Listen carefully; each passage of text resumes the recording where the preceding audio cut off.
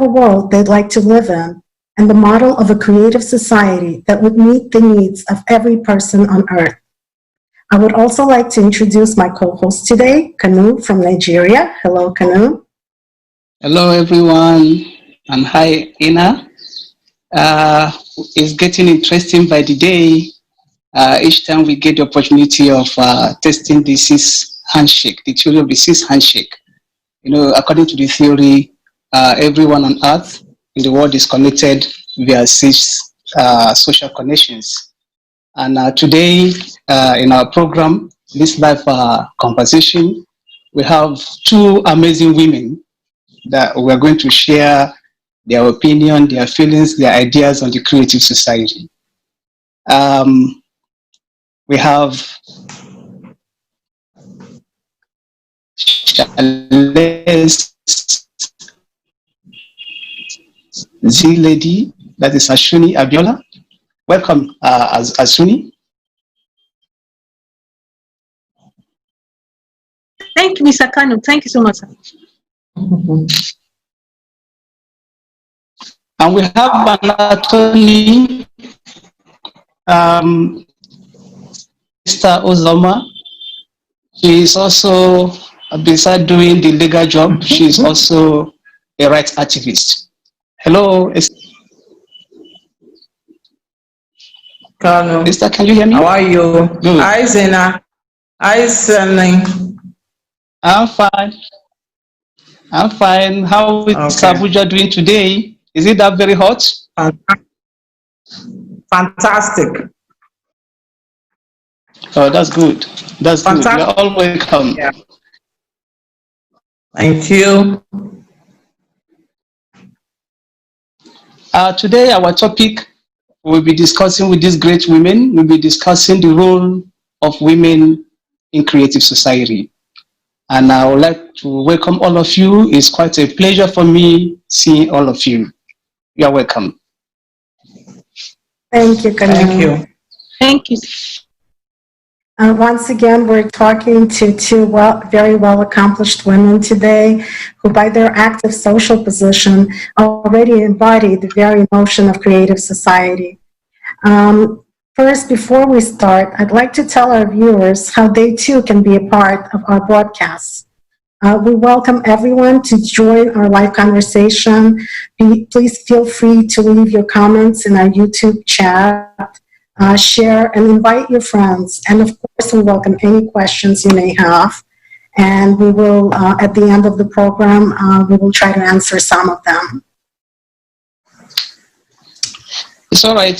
Since our topic today is the role of women in creative society, we could also say women in creative society. I will start with you, Asuni. Can you just describe for us how you envision a creative society where you and your loved ones will be happy and comfortable and secure to live in? I mean, describe to us from perspective of you being a woman, a mother, a human being. How do you envision a creative society? Thank you, Mr. Kanu. In my opinion, a creative society is one where everyone is involved and contributing their own quota to making society a better place.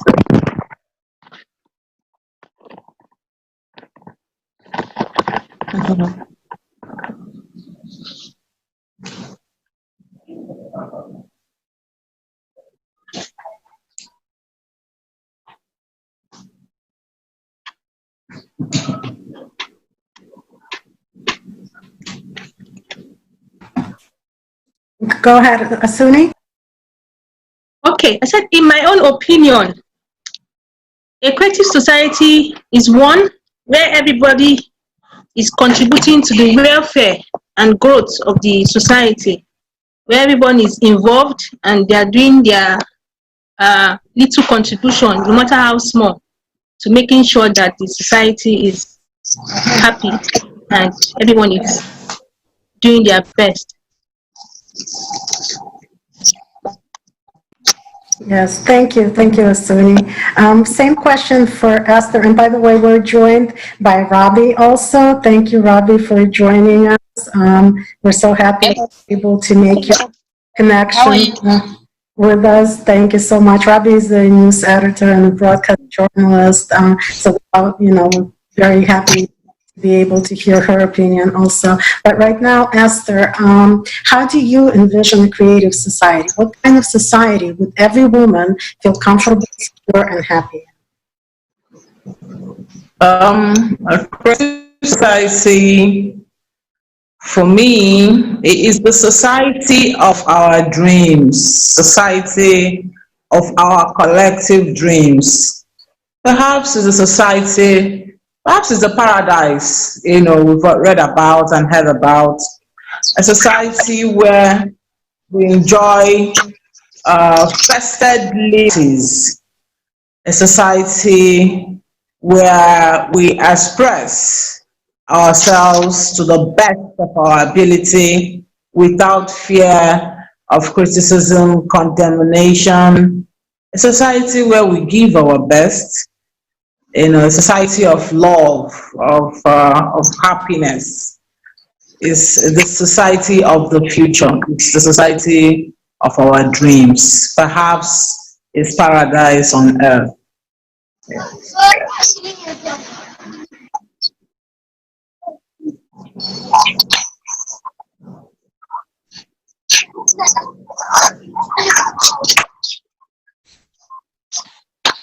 Thank you for that answer, Esther.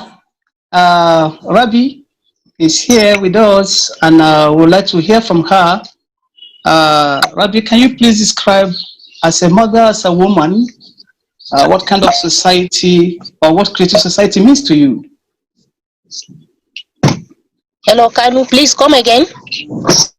Okay, I said, as a mother, as a woman, can you describe for us what creative society means for you? What kind of society would you and your loved one love to live in? Yeah, a society myself and the loved ones want to live is the yesteryear's society, the society in which our forefathers, we met our forefathers living in. That means where each one another live in harmony, irrespective of religion and ethnicity. We don't have that kind of society nowadays or in these days. So the society I dream of with my children is a society whereby we love one another irrespective of religion and gender bias. A society which people come together to live in peace. Our children will be able to interact with each other, go to play without any fear of being attacked.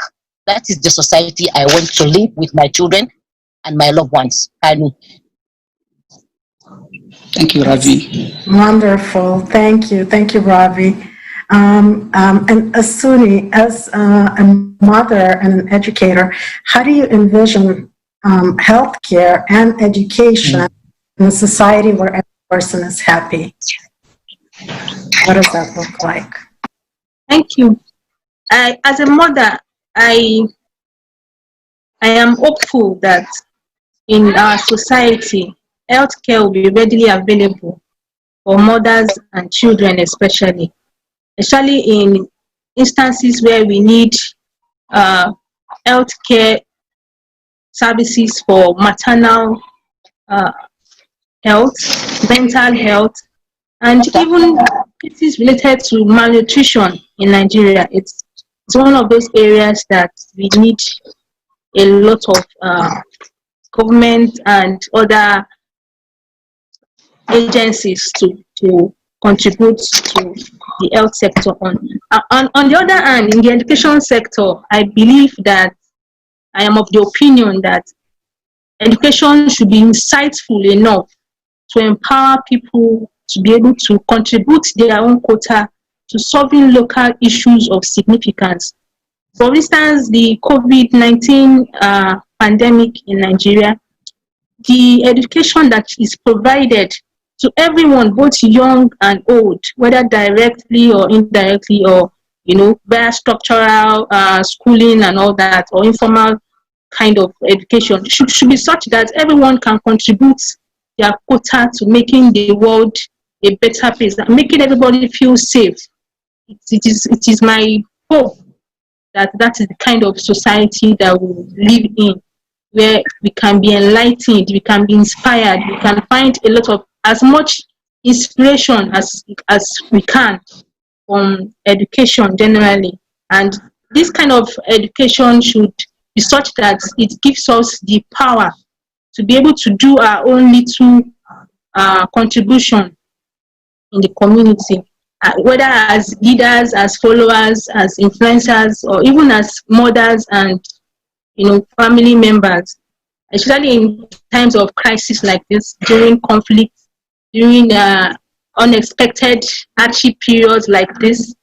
And then the education sector and the health sector especially should be structured in such a way that everyone's welfare and growth should be considered and should be put into proper perspective. Amazing answer there, Asuni. Thank you very much. Thank you, sir. Esther, I'll come to you. From the little I heard you women discuss, creative society happens or seems to be a society where everybody is happy, everybody wants to be happy. But if we look at it, and I asked you, I put that question to you, Esther, what do you think is preventing us from living in that happy society where everyone should be happy and could be happy? Well, between law, right? Between the law and the government, you find the culprit. As a lawyer, I know that the law is a strong instrument of oppression and coercion. All right? And so you find that governments always try to coerce behavior. And then sometimes the people rebel. All right? Crimes are a creation of the law. Prisons are a creation of the law. Now the government wants a particular type of behavior. The government wants its citizens to be in particular boxes that are well labeled. But consistently we have seen that there's something about the human being that wants to explore. We have seen that even nature teaches us about the variety, in human nature. And so when governments set standards of behavior, people are coerced to fit into these standards of behavior. When they fail to fit into these standards, it brings unhappiness, it brings crime, it brings all sorts of rebellion. Yes, you see, for instance, my good book says that it was the law that created offense. I don't know if I'm communicating, but the whole idea between the law and the government, you find the reason, for deviant behaviors. The deviant behaviors in our native primordial societies. What we had was collective existence. What we have was communal existence. All right, but suddenly we have a group of people who say they are in government, infusing ideals that are not indigenous. And so these ideals, at some point, people rebel against them. And so that is why you find all sorts of chaos and disharmony actually. So in between these two factors, you will find the reason why we do not enjoy the kind of life we should enjoy. My take. Kanu. Thank you, Esther. Very, very interesting. A lot to think about there. Robbie, next question is going to be for you. And I would like to ask you, how important do you think it is to find out how people envision a creative society, whether they want to live in such a society? How important is it to raise such questions during conversations with other people?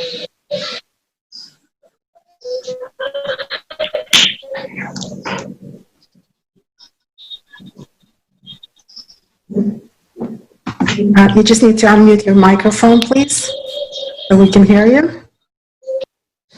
Hello? Yes, we can hear you now. Please come again. Hello?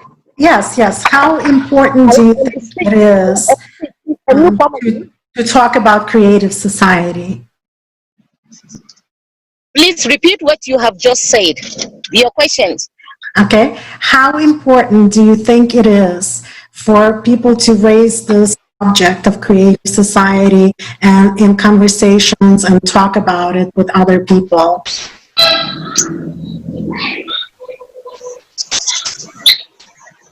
Please, can you? Yes. Hello, Mr. Do you think it's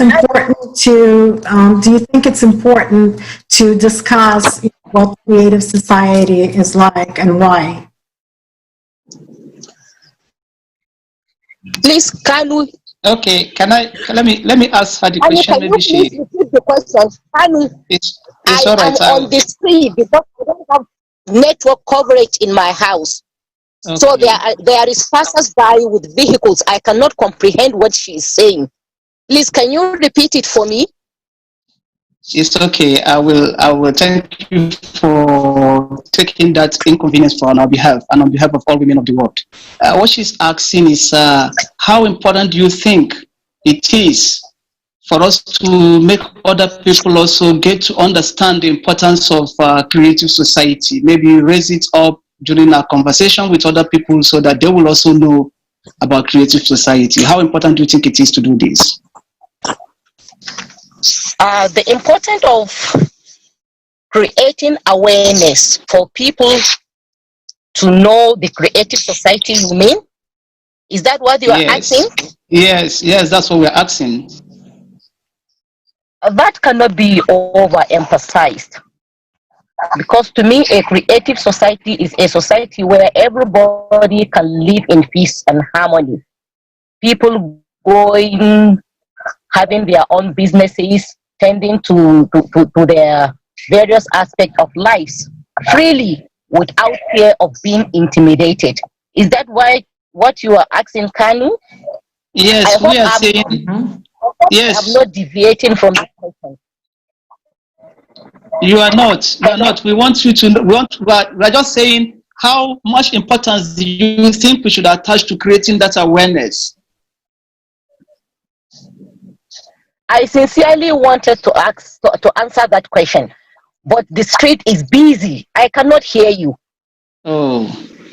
The network is kind of down here. You know the street I live in is a busy street, so I have to drive and come down. Hello? That's okay. Yes. That's okay, Rabi.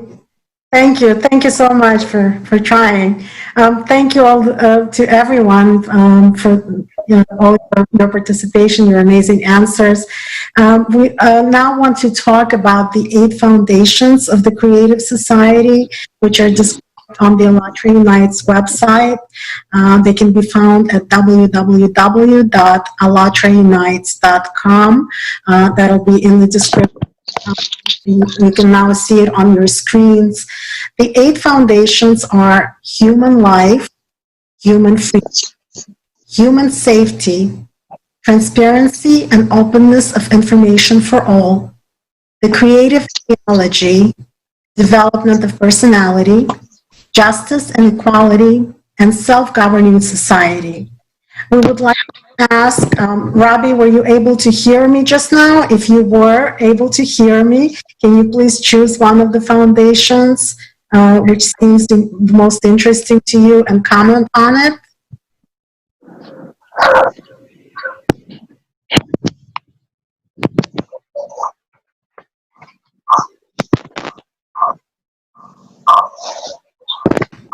Yes, I don't think Rabi could hear us. Okay, so we will move on to Asuni. Would you pick a foundation and comment on it? Okay, I am particularly drawn to the fifth foundation. The fifth foundation, that is the creative ideology.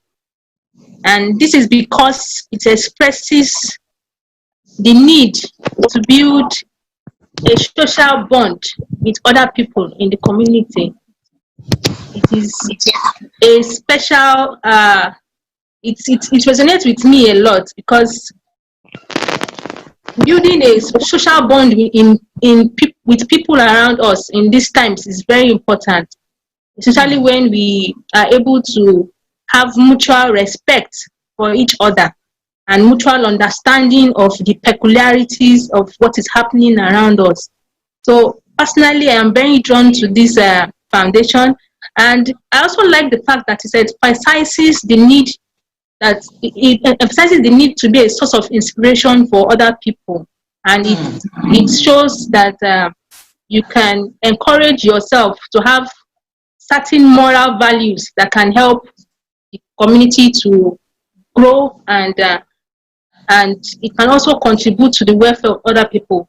So this fifth foundation resonates with me a lot.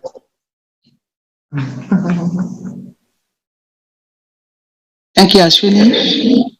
Thank you, sir. Esther, I don't know, will you tell us which of the foundations resonates with you? Well, they're all vibrating within me right now.